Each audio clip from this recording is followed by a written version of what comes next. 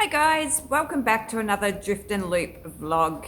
If we have not met before, I am Di and I am running and growing a crochet business from our caravan, which is behind me, which as much as there is a caravan behind me, it's actually not our caravan.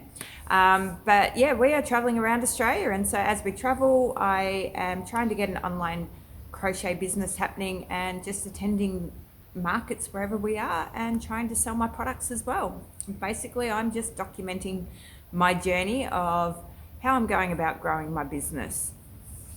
So if that interests you, stick around. I've got a few more lessons. I did do a market on Saturday morning at Cobram down here in Victoria, and a few more lessons came out of that market. So let's jump straight into it. Like I said, I went to Cobram on Saturday morning, and this, my third market, was a completely different market again.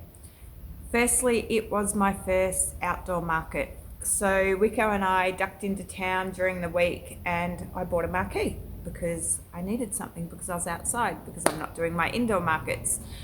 And we just got a cheap marquee from Bunnings, literally $99, the cheapest one we could get.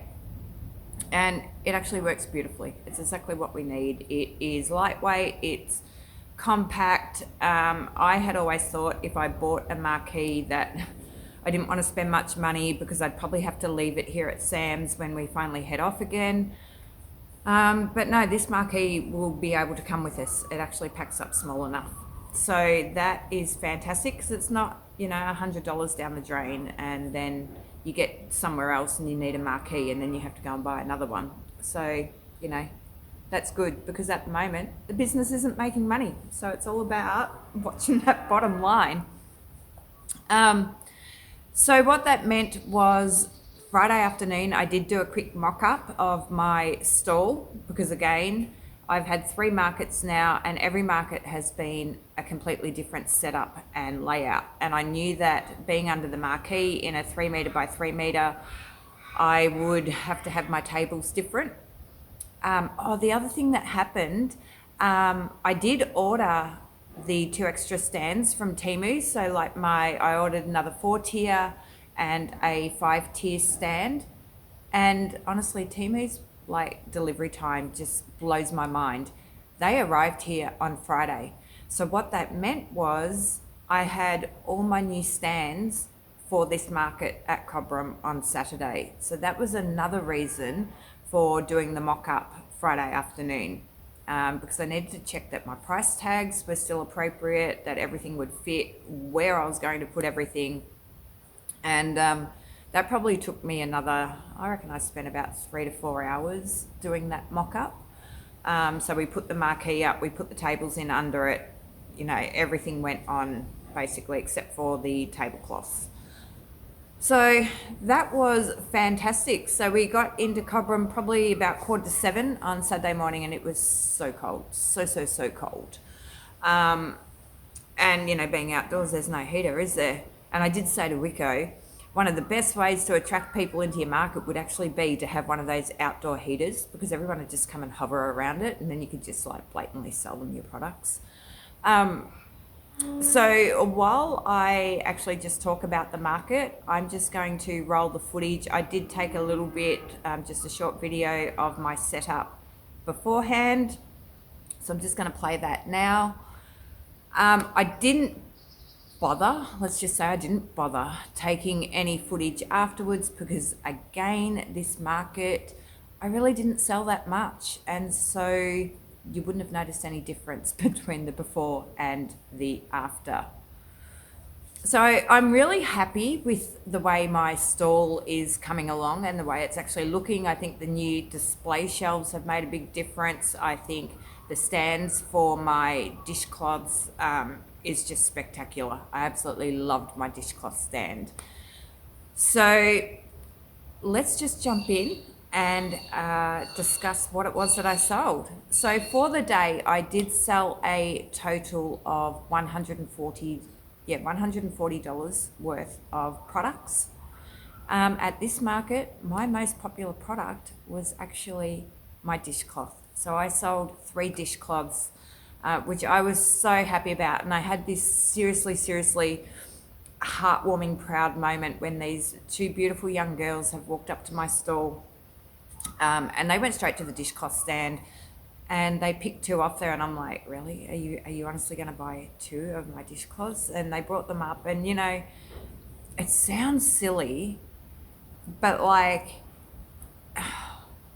I was almost kind of half teary because something that I have worked on, those dishcloths are my design, and it took me a long time to get the design exactly how I wanted it to feel, how I wanted it to look. I'm just really proud of my finished product. And then when it came up and, you know, it had my swing tag hanging off it, and like it actually just looked like something you would buy in a gift shop. Like it just looked beautiful, and I was just, yeah, it was just a highlight of the market, to be honest. Just that first sale on my product, and for someone to just buy two of them in the first sale, I was like blown away and so happy. My day was made. I didn't need to sell anything else after that. Didn't care that it was $30 or $28 because they're $15 each, or they're two dishcloths. Oh, sorry, something just exploded. Wicco's got the fire burning over in our fire area, and I don't know what he's put on there, but something's exploded. Sorry. Yeah, so they're two for $28 or they're $15 each. So I was just over the moon. And then a lady came in, and it was so funny. Like there were other people in my stall. This lady's just sort of come in. She argy-barged her way in. It was the first time she'd been in the stall, and just stood there and studied everything that I had. And then she picked up my Kara koala. She picked up one of my penguins, and she just went, I'll take both of those, thank you. They're perfect. So that was another $50. They're $25 each. Yeah, and she was giving them away as gifts for people. So that was fantastic. What else sold? Oh, one of my little $10 mini octos in my little $10 basket.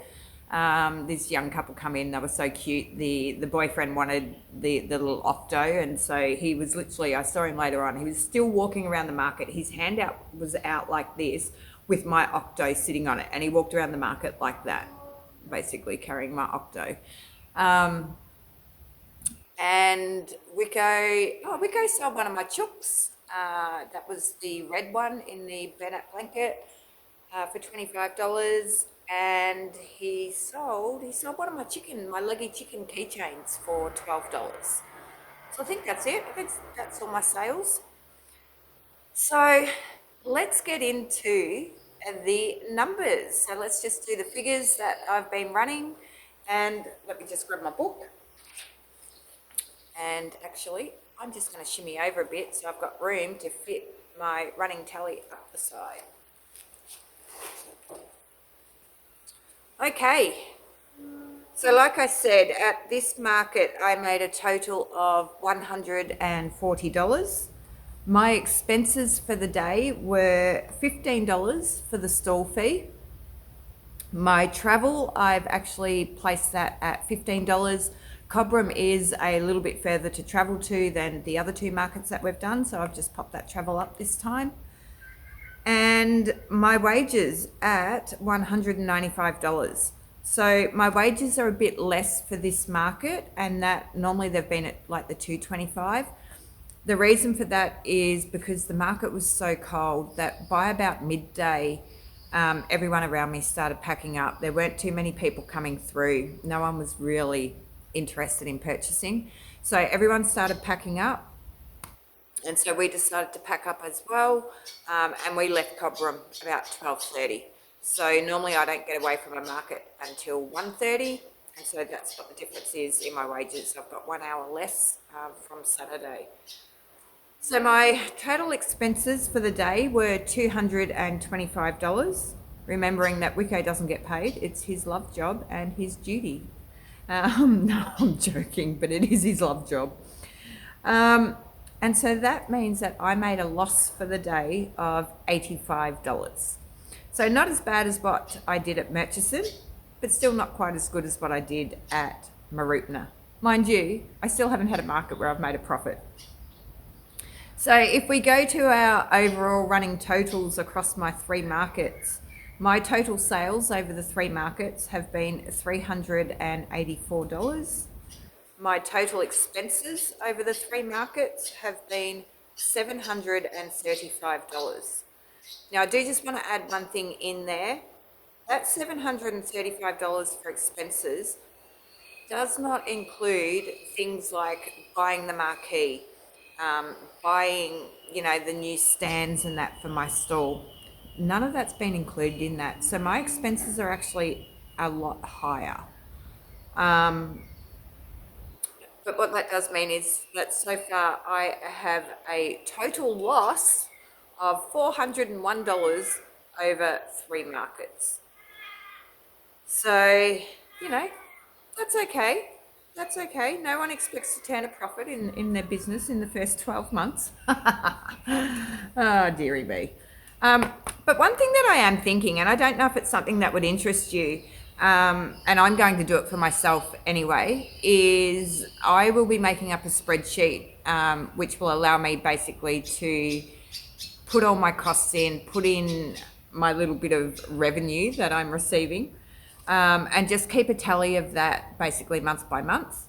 And so I didn't know, if that was a spreadsheet that people might be interested in, having a copy of that.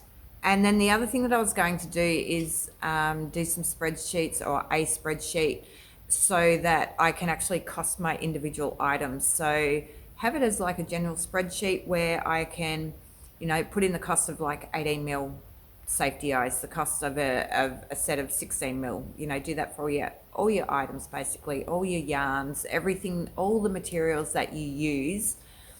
And then you can actually get a cost per item that you're making. So say you're making a penguin, if you weigh your yarn or measure your yarn or however you work that out, you can enter that in. You can just say you've used one set of safety eyes. You then put in how many hours it took you to make, and how much stuffing, and then it can give you the cost per item, and then that would then allow you to work out what you should be selling it at a minimum, and allow you to add your profit on top of that. So yeah, drop a comment below. Let me know if you would be interested in something like that. I would sell it for a nominal price. I'll put that out there. It'd be like $2 or $5 for the spreadsheet. The reason being, because it's my time to create it. But also, I don't know if I've mentioned it before, my background, one of my many backgrounds, is computer programming. So, we're not talking about some half-assed dodgy spreadsheet that's going to break. Like, if I do a spreadsheet, you're getting a proper programmable spreadsheet that, you get support with using it as well. But anyway, just a thought, because I know that I need to track my costs purely out of interest's sake, but also because that's what this channel is about. It's what my vlogs are about. It's about documenting this journey of starting the business, of running the business, of the decisions that I make, whether they be good or bad, how much everything costs. Let's for me, it's about being completely transparent. I don't have anything to hide, and I have no agenda, so I'm happy to share all my knowledge with all my knowledge. I make it sound like I've got so much. I'm happy to share my knowledge that I have, with everyone else. So now that we've got past the depressing part of, a loss of $401 over 3 markets, no, it's not depressing. I find it quite humorous.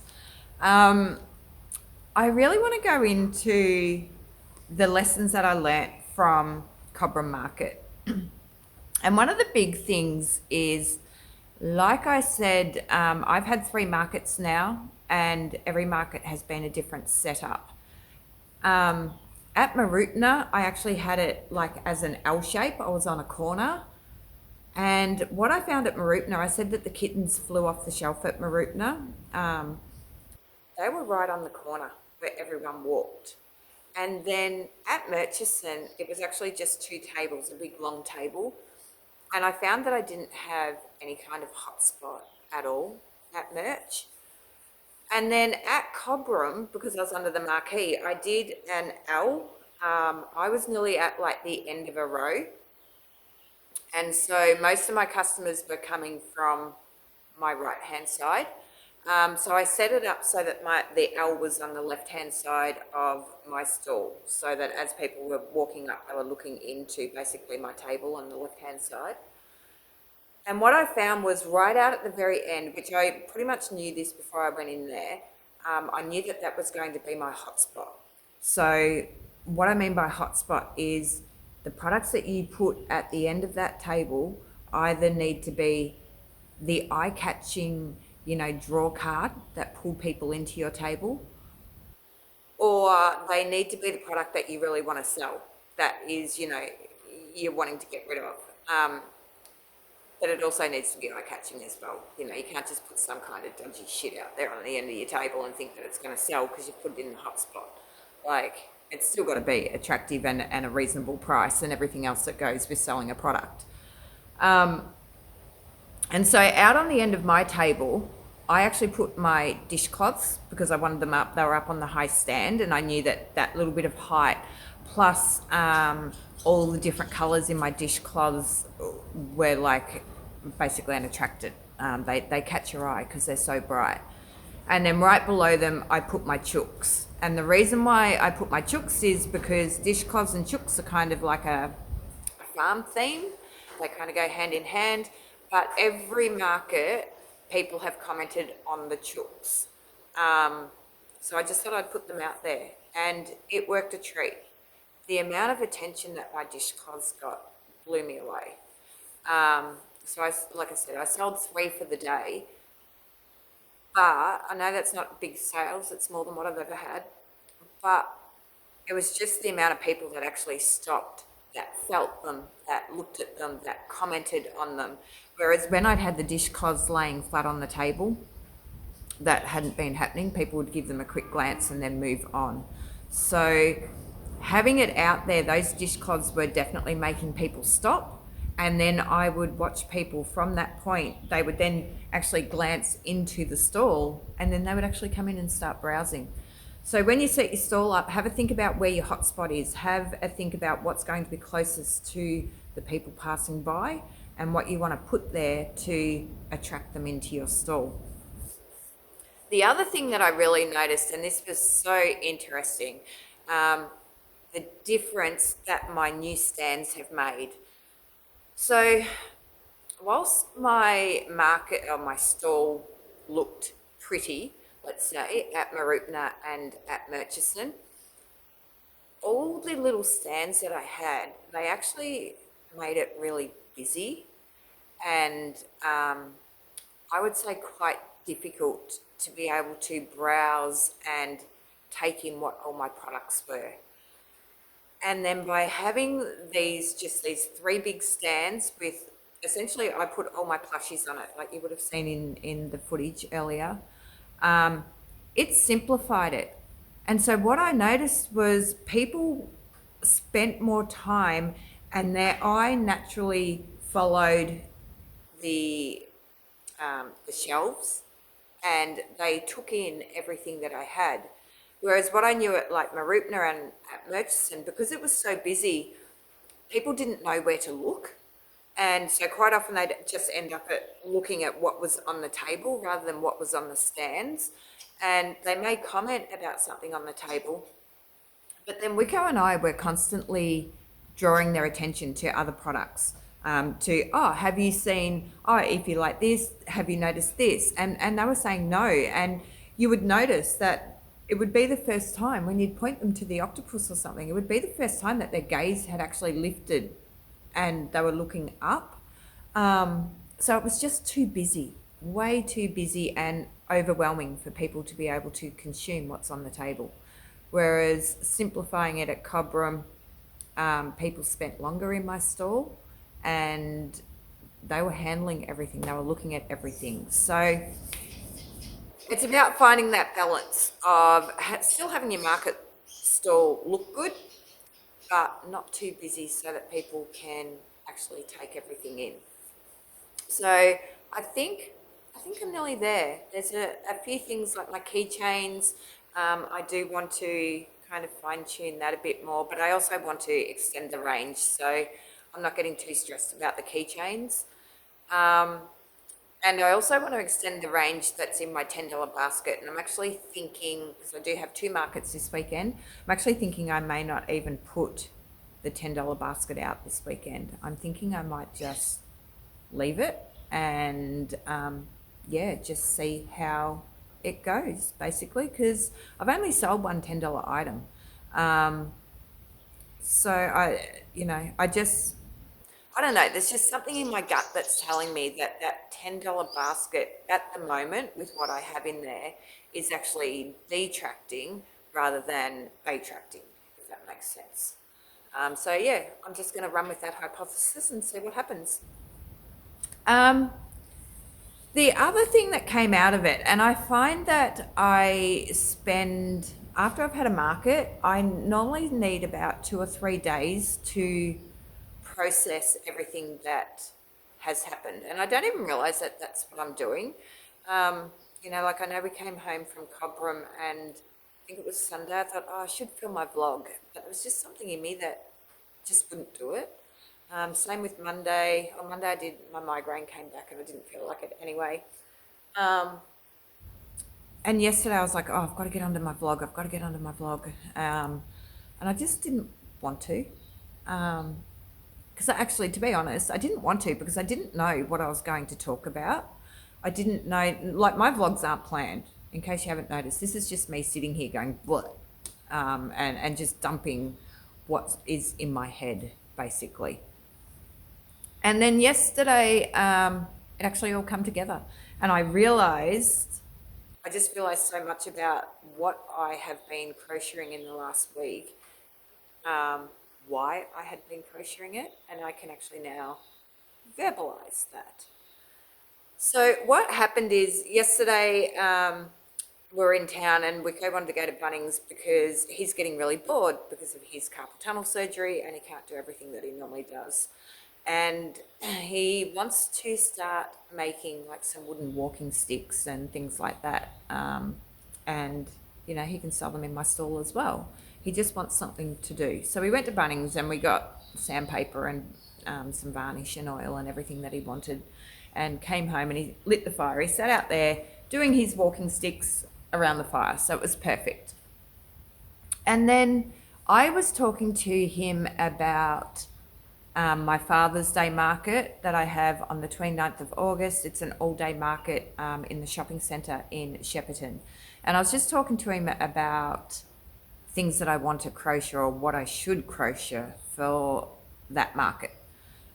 And I know that some of the things that I want to do are like some fish. A lot of the blokes around here and women, but it's Father's Day, so it's about the men. A lot of the blokes are fishermen, and out here in Shepparton, most of it's freshwater fishing. To get down to the ocean, it's a pretty decent trip to get down there. But we all go freshwater fishing up on the Murray or across at Lake Eildon or Lake Epilock or somewhere like that. So I knew I wanted to do some fish, and then watching Wicco do his walking sticks, I just had this idea. And I'm not going to, I'll keep you on a cliffhanger. I'm not going to tell you what my idea is yet because I actually want to do my idea, and then I want to be able to show you. Because I think if I just described it, you guys would go, she's lost the plot. But yeah, and I thought, well, that would be cool because it would be something that Wicco and I can do together. And it would be really novel, and I reckon it would sell. And then when I sort of told him about my first idea, it just kind of rolled for me then. And then I came up with multiple versions of this one idea. And it wasn't until I'd sort of had that I went, oh my God. So what I want to talk about is your target audience, basically. So I know that I have said in previous vlogs that the people that were coming through the market were not my target audience, Like I said at Murchison, the average age was 143 years old. Definitely not who I'm trying to sell to.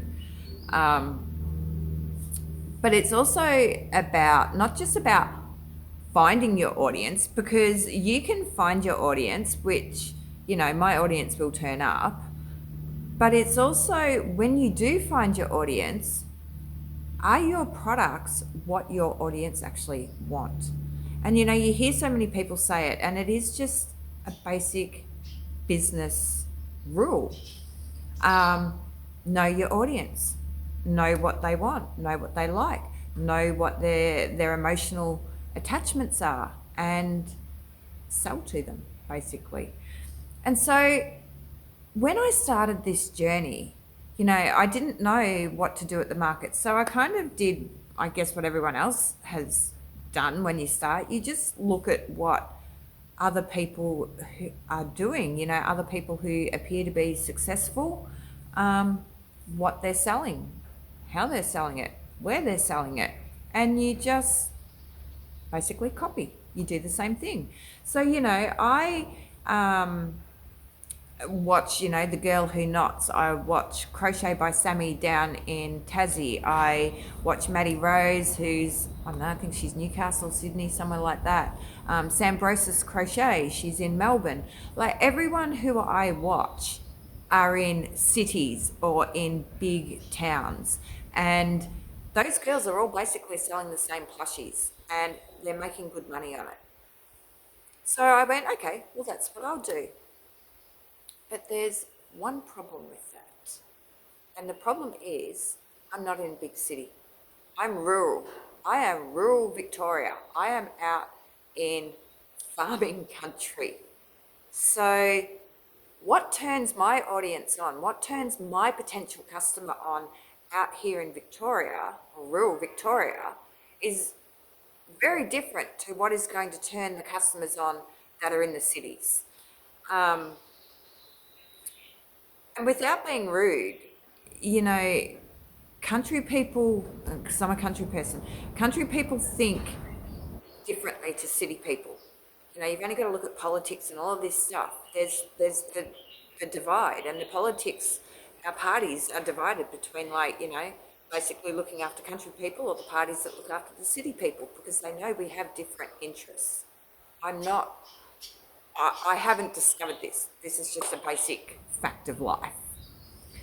And so I have been, you know, all my products that I have are basically octopus. You know, they're just, don't even know how to explain it. I mean, you've seen what my products are, and they sell great to people in cities who have a different emotional attachment to animals, because they don't necessarily get to see them every day. You know, it's some, for a lot of people, it's a very rare occurrence.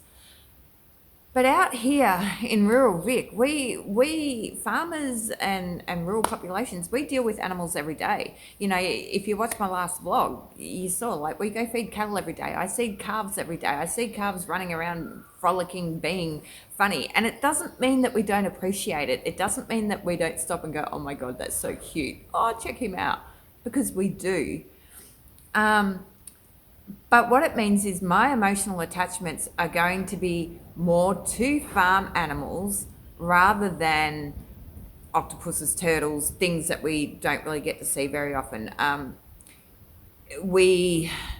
I know that I'm grossly generalizing when I say this, but for rural Australia, it's more like that cosy cottage country feel. And that is actually an aesthetic which I'm going to play with a little bit. And I have kind of started doing that. So in the last vlog, I showed you where I've started making that larger buckskin horse. And that was part of my thinking behind it. My thinking was that I know that horses are huge in this area. I mean, I didn't live that far from where we are now. I lived, you know, 3/4 of an hour away for 20-something years, and I had horses for over 20 years. I bred horses, I trained horses, I competed. Like, every girl has a horse. So my thinking was, let's get a horse into my stall, because it's actually one thing that I don't have. I don't have a horse anywhere. So I thought, let's do a horse, because I know that as soon as girls of pretty much any age, including adults, as soon as they see a big buckskin, they're going to go, oh my God, and the heartstrings will be there. So it's my draw card, but it's also something that plays on the emotional attachment of who my audience is when I go to the markets. I'm going to go grab some whips, and I do have a couple of finished projects as well. And I'm going to do something that I feel really guilty about, because Shadow is sound asleep on the bed, and you know how much I hate waking Shadow up. Problem is my whips are under the bed, so, and I need to do my video. So right now my priorities are more important than Shadow sleeping. She should have come to bed earlier. So I'm going to go get all of those, and I'm going to show you exactly what I'm doing to move more into products that I think should suit my audience better. Okay guys, so like I was saying, I've started doing just some different patterns to match that cottage, cozy, country feeling. So the first one I have is this one, which is, let me bring it up, Cookie the chicken. So really, really cute. Love the little apron. And I love the fact that the apron can be taken off as well. I'm pretty certain this is by Alpaca Designs. It is a paid pattern. I'll pop the pattern up here so that you can actually see that. And she has quite a few different patterns. I have purchased another one, which is for the goose, which I've got going as a whip at the moment. So this little guy I made with the Portercraft blanket chenille. So that's the brown.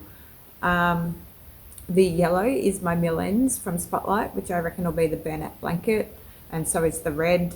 And then I've just used the straight cotton for the apron, and that is just Flinders cotton from Spotlight. So I did use a 5.5mm hook for the chicken. I used a 4mm hook for my apron. And one of the things that I really liked about this pattern is it's really, really versatile in that the instructions are given for the apron no matter what yarn, what hook you use, what your tension is.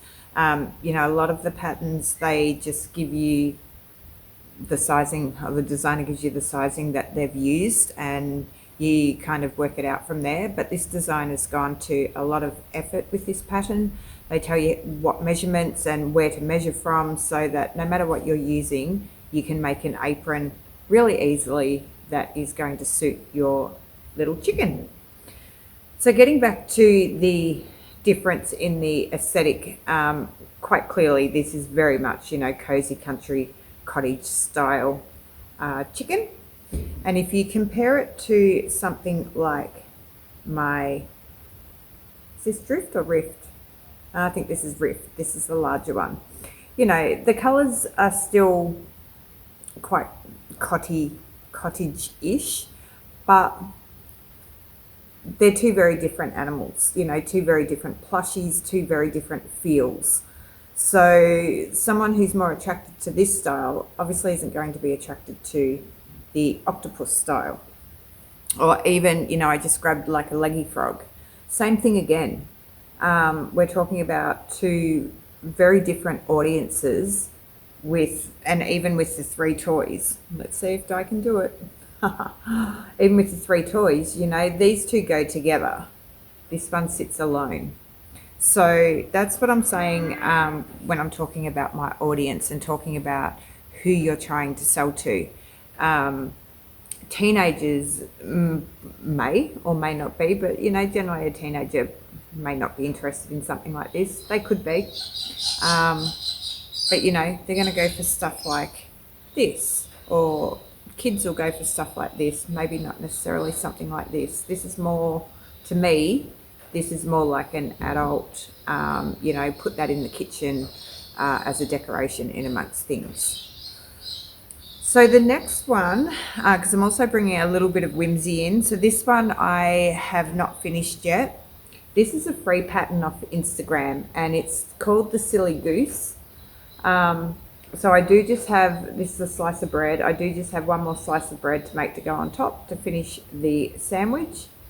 The thing I like about this is that they actually all come off. So that's the cheese, that's your tomato, that's the lettuce, and then this one's a bit tighter, my bread's a bit tighter, but that's your loaf of bread. So the bread's the only one that is stuffed, the rest are all just a single like layer. The bread is a little bit more difficult to make, so this was my first attempt at it. Obviously I have to make another one. If my second one looks better than this, then I will actually make a third one and I'll just stitch this. You know, let's say I'm not 100% happy with how this has come up. So I've really mixed my yarns with this goose. So these are the mill ends that I got from Spotlight. And then because I didn't have the colours in the mill ends that I wanted for the sandwich components, I've used Zaddy Crafts, a really good chenille, and just made my sandwich components out of that.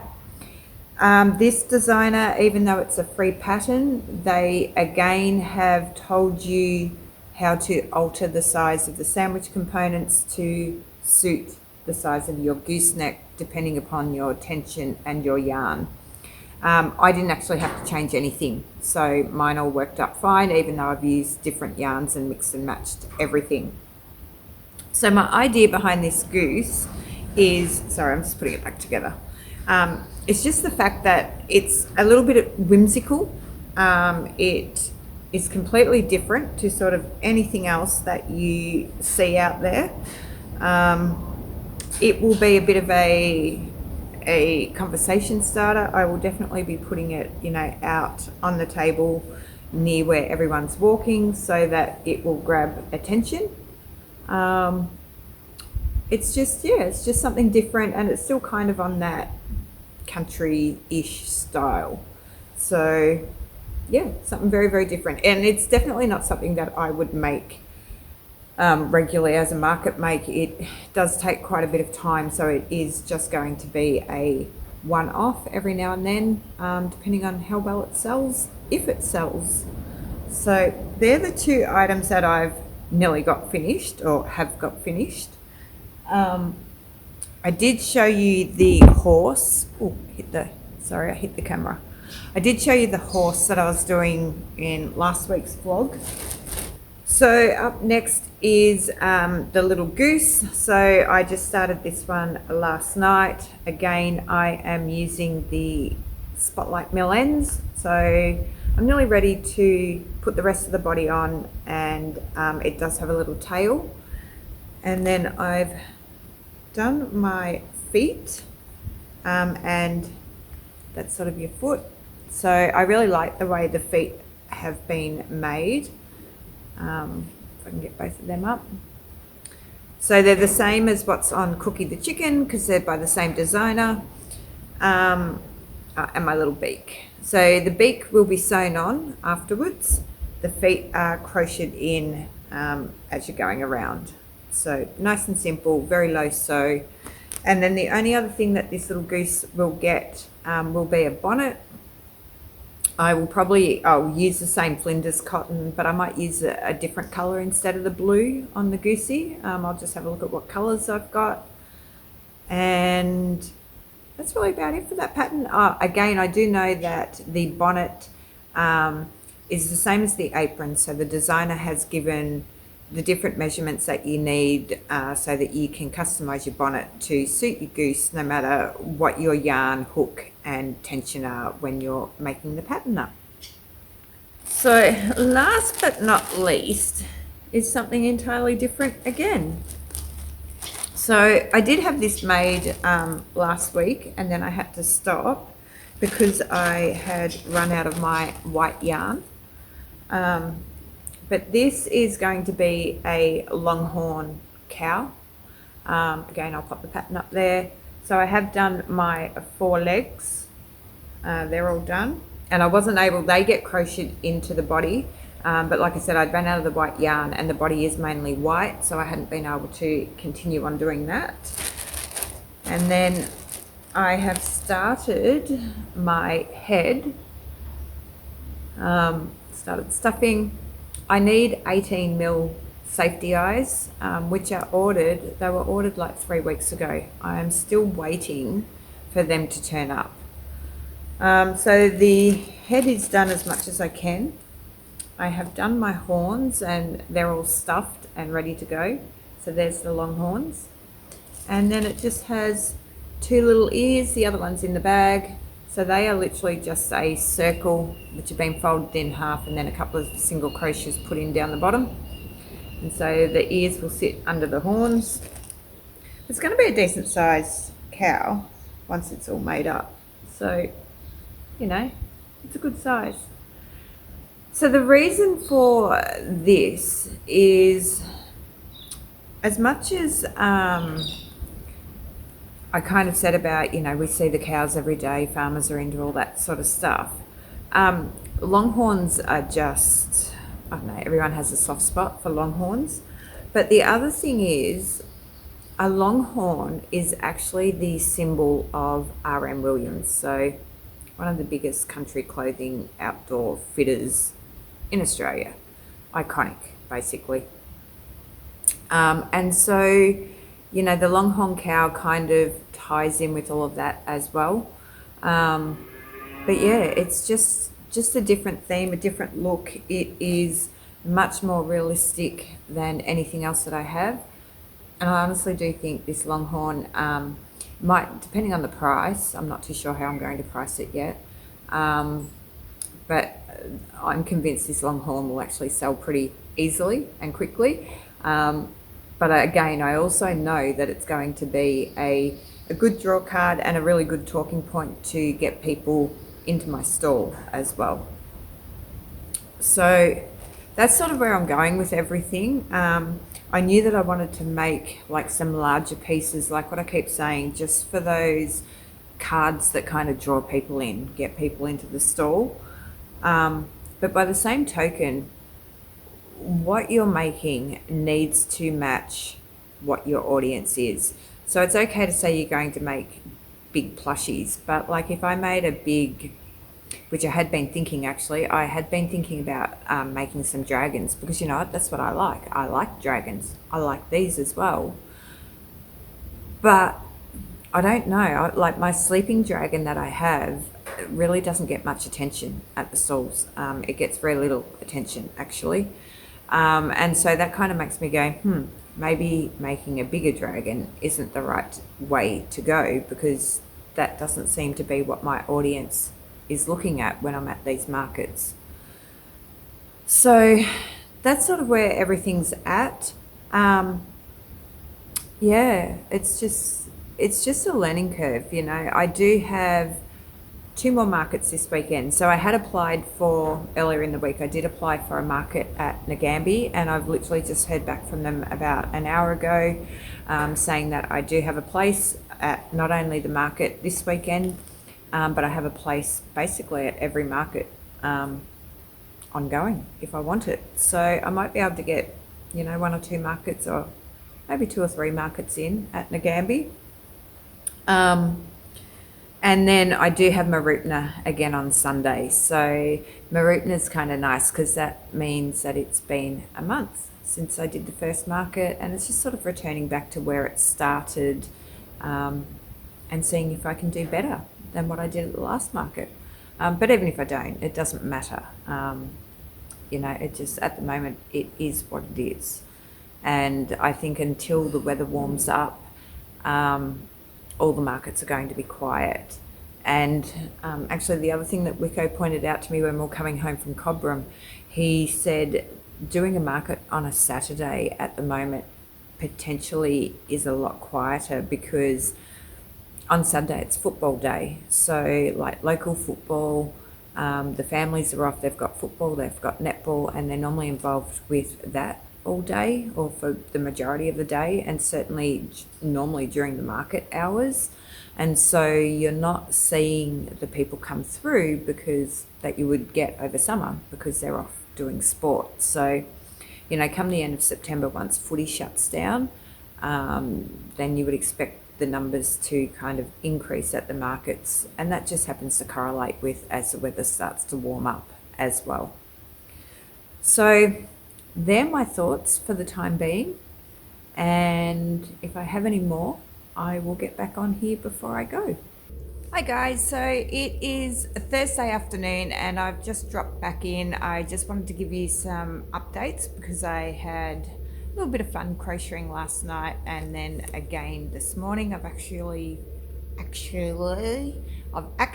knuckled down, and I've been a little bit slack, even though it looked like I've done a lot with my whips and that. I have been a little bit slack with crocheting and just had a bit of downtime. So last night I got back into it, and what I did actually do is get the body finished, completely finished of, this is going to be that longhorn. So yesterday I just had the legs done. So this is the body 100% done. Absolutely love this tail, it's so gorgeous. And then once my safety eyes turn up, all that I need to do is pop the safety eyes under the head, finish off the head, sew on the ears, sew on the horns, attach the head to the body, and my first little longhorn is done. The pattern was quite easy, you know, there was nothing that was difficult to do. It's just different to how I have done other animals. So when you attach the legs, you actually work from the back end up to the front, so it gets crocheted. Can't speak today. It is crocheted that way rather than starting at the bottom and then working up to the top. But yeah, one thing that I did find was to get the legs to actually stand up and be even and completely support the body. This is very, very well stuffed, so probably used a lot more stuffing than what I normally do. And then also the designer did suggest and did say that if you wanted your legs to be straighter, to actually just tie them together, to put some cotton through, or use your yarn and put a strip through at the top, and just to pull your legs in a little bit to make them straighter. So I have done that at the front and the back, because otherwise I found they were just wanting to splay just a little bit too much. But otherwise, what else did I do? Oh, so all these spots that you can see on the body, so they are sewn on over the top, like literally just with the needle and your yarn, and you just put those in. So that is like the ticking marks that the longhorn cattle will have. So that is that done. I wish my safety eyes, I've checked up on them, they're actually delayed. They've been delayed for nearly a week. They were meant to be delivered here Monday, and I can't do anything about it with Australia Post until they have been delayed for more than 10 days. So that means if I don't get them tomorrow, that's like sometime next week before I can even contact Australia Post and say what's going on. So yeah, I probably won't have this guy ready to take to market this weekend, and I probably won't have my horse, because yeah, they're all just dependent upon those 18mm safety eyes. So the other thing that I quite literally have just finished, and I am so in love, is Goldie. I finished Goldie the goose. Oh my God. Like, Goldie is just so adorable. I'm going to bring that bonnet up. Have a look at the bonnet. The detail in the bonnet is just amazing. So making the actual goose is quite simple and quite easy and relatively quick. All the work is actually in the bonnet. So again, I have used Flinders cotton from Spotlight, and it's all single crochet. There's like 37 stitches. The bonnet's actually made in a couple of parts. So you make this long part that actually goes over the head. So that's 37 stitches, and then I think I had about oh God, what have I got? 1, 2, 3, 4, 5, 6. I think there's about 10 rows of that. And then you actually put that over the head and you kind of figure out where you want this middle bit that's at the back. So you can see how there's the joins. So you end up with like a T shape, and then you slip stitch them together down the seams and actually join it up. Then once you've done that, you crochet on this frill around the front, and then there's also this little frill down here at the back. So if I bring it up, you'll be able to see these are all double crochet increases that go right along the base to hide that edge and also just make it look a bit prettier. So the bonnet did take a lot of time, and there's a lot of ends to sew in. So if you don't like sewing in ends, the bonnet will not be for you. And then once you've done that, you just take your yarn, and I just threaded mine through every second single crochet, just so that it kind of puckers up when you tie it, pull it tight, and then tie it under the chin. So yeah, Goldie, I don't know, I think Goldie will probably be around about the $50-$60 mark. Yeah, it just took a long time doing the bonnet. But I am so happy. So definitely for this market, I will have Goldie for sale. And I'll also have Cookie the chicken, who I showed earlier. And then the only other one that I need to get finished is that silly goose with the sandwich. So this afternoon I'm going to have to finish this video editing and do my thumbnail and everything so that this can be released in the morning. And then once I've done that, I'll try and get the silly goose finished so that it can go to market as well. The other thing that I'm thinking with these products that are, you know, just in that higher price range, rather than just having them sitting on the table with just the price under them, I'm probably going to add my swing tags to them, just because it gives that impression of being, you know, a little bit more of a premium type product. I'll still certainly have the price on the table, but I just think the addition of a swing tag, and particularly because mine are like the craft paper swing tags that fit this aesthetic, I just think the addition of a swing tag, what that kind of does, you know, mentally for someone when they look at a product, just kind of helps to make people think that it's, you know, definitely worth the price that it is, even though as creators we know that it's probably worth more than $50 or $60. You know, it's just to kind of help with that side of things. I also just wanted to touch on what we were talking about yesterday in terms of the target audience and having the right products for the audience, and just the way that I am trying some new products that have a completely different feel, and, you know, seeing whether or not they sell or what the response is to them.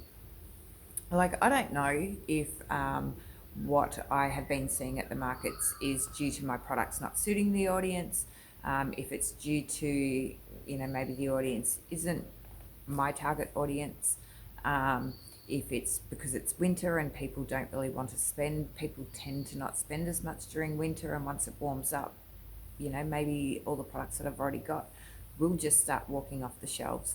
I don't know any of that, and that's what part of this journey is about, and it's also why I'm documenting it, you know, so that we can basically learn together and you can see the stuff that I'm trying, and it just might give you some ideas to try in your own business, or you might look at it and go, oh no, she's way off. And if you think that, drop it down below and let me know, and not just let me know, oh, I think you're wrong, let me know why.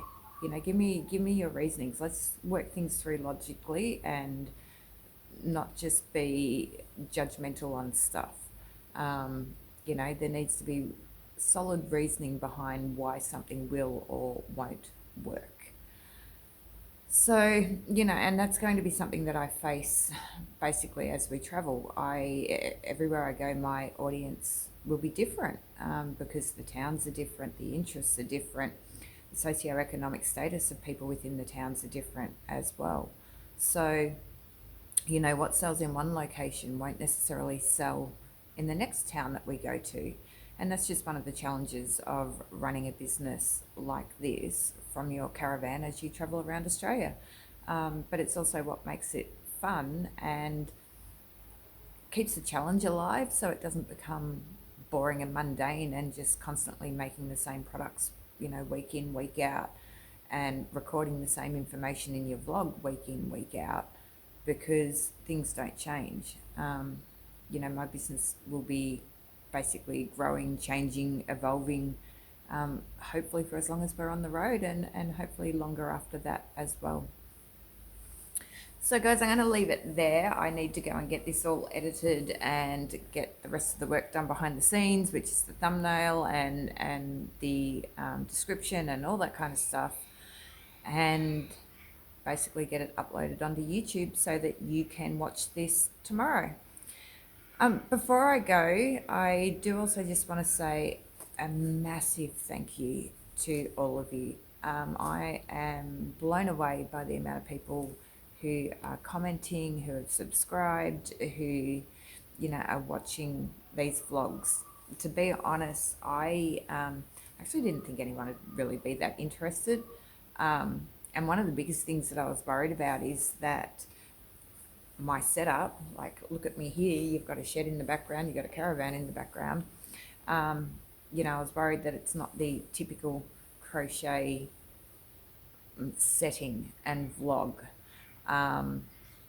And more as I go on, I'm actually within myself getting my own confidence with where this is going, and also just getting confidence in my setting, because you know what, not everyone operates out of a beautiful craft room that has their yarn perfectly aligned on the wall and it's all, you know, color coded across the back and all that kind of stuff. We don't all have that.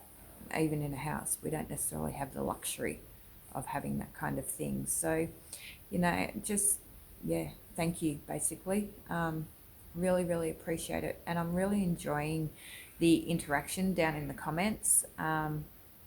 You know, if you have any questions, if there's anything that you would like to see more of, or you would just like to see, or anything you want to know more about, just drop it down in the comments. I will definitely, you know, answer, and if I can address it in a video, then I will.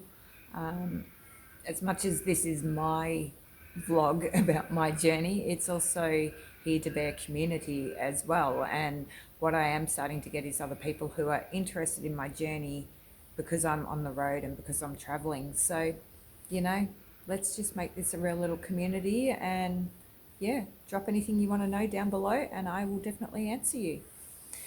So guys, next week is going to be fun because it will be another market recap, and not just for one market, it's going to be for two markets, because I have Nagambi market on the Saturday and then I return to Marupna market on Sunday. So that will be my second time at Marupna. It will be the first time that I have returned to, you know, a location, to a market. So it'll be really interesting to see how things go at Marupna, because I have a new stall set up. I've got some new products, and it'll, yeah, just be interesting to see how Marupna goes. Again, if I don't make the $197, if I don't beat that, which is what I made at Marupna at my first market, I'm not going to say that it's a failure. It's just a different day, a different setting, a different everything. So I have no expectations on Marupna just because I have been there before. So yeah, we have got a big market recap for next week. So I'm going to wrap this up, and until then, you guys take care. Thank you once again and have a great week. Bye.